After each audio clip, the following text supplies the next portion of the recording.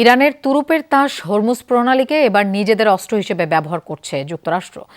এই জলপথ দিয়ে জাহাজ চলাচল আটকে দেওয়ার ঘোষণা দিয়েছেন ডোনাল্ড ট্রাম্প।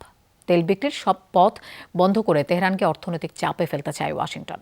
সে লক্ষ্যেই দেশটির সব বন্দর অবরোধের সিদ্ধান্ত জানিয়েছেন ট্রাম্প।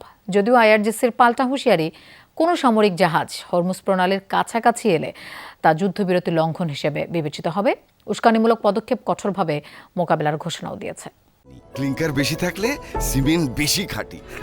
আনোয়ার সিমেন্ট। লাগাতার হামলায়ও যখন অনমনীয় ছিল ইরান, তখন হুমকি ধামকি দিয়ে দেশটিকে আলোচনার টেবিলে আনে যুক্তরাষ্ট্র। টানা 21 ঘন্টার শান্তি আলোচনা শেষ হয় চূড়ান্ত কোনো চুক্তি ছাড়াই। তেহরানের স্পষ্ট অবস্থান, অবাস্তব দাবির কাছে মাথা নত করবে না তারা।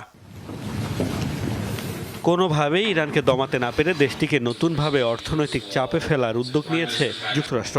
এবার কৌশলগত গুরুত্বপূর্ণ হরমুজ প্রণালী অবরোধের পাল্টা ঘোষণা দিয়েছেন মার্কিন প্রেসিডেন্ট ডোনাল্ড ট্রাম্প। তার হুঁশিয়ারি, ইরানকে টোল দিয়ে কোনো জাহাজ চলাচল করতে পারবে না এই পথে। ইরানের সব বন্দর অবরোধের ঘোষণাও দিয়েছে ওয়াশিংটন। ইরানি বন্দরগুলোতে আসা যাওয়া করা সব ধরনের নৌ চলাচল বন্ধ করে দেওয়া হবে।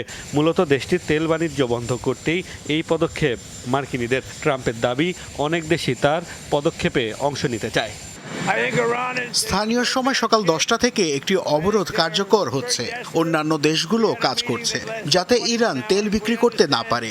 আমার মনে হয় ইরানের অবস্থা খুবই খারাপ। চুক্তির জন্য তারা খুবই মরিয়া। ইরানের কোনো পারমাণবিক অস্ত্র থাকবে না, যদিও তারা এখনো এটা চায়। ট্রাম্পের হুমকি ধামকিতেও ছাড় দিতে নারাজ ইরান। আইআরজিসির সতর্কবার্তা, হরমুজ প্রণালী পুরোপুরি তাদের নিয়ন্ত্রণে। এই জলপথে কোনো সামরিক জাহাজের প্রবেশকে যুদ্ধবিরতির লঙ্ঘন হিসেবে বিবেচনা করবে তারা, যার পরিণতি হবে ভয়াবহ। এরই মধ্যে যুক্তরাজ্য নিশ্চিত করেছে হরমুজ অবরোধে মার্কিন উদ্যোগে অংশ নেবে না তারা। এই ইস্যুতে অন্য কোনো দেশ এখনও আনুষ্ঠানিকভাবে সমর্থন জানায়নি যুক্তরাষ্ট্রকে। মোস্তফা মাহমুদ, যমুনা নিউজ।